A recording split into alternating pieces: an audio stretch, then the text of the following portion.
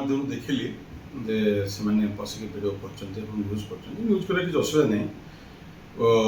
ମୁଁ ଯାହା ଖବର ପାଇଲି ଜବରଦସ୍ତି ପଶିଛନ୍ତି ଏବଂ ଏଭଳିଆ ନ୍ୟୁଜ୍ କରୁଛନ୍ତି।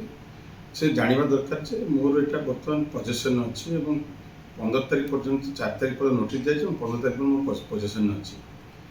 ଏବଂ ସେମାନେ ଜାଣିବା ଦରକାର ଯେ ସରକାରୀ କ୍ୱାର୍ଟର ଯେଉଁଭଳିଆ ନିଆଯାଇଥାଏ ସେମିତି ଫେରାଯାଏ। ସେ ଅନୁସାରେ ମୁଁ ତାକୁ ତିଆରି କରିକି ସକାଳୁ ଫେରିବି।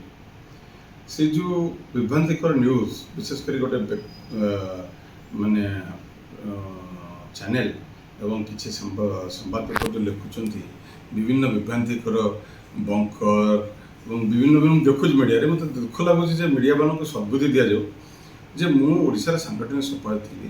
ବିଭିନ୍ନ ନେତାମାନେ ଆସୁଥିଲେ, ଓଡ଼ିଶାର କର୍ମୀମାନେ ଆସୁଥିଲେ, ସେମାନଙ୍କର ବସିବା ଜାଗାକୁ ରଖିବା ପାଇଁ ମୁଁ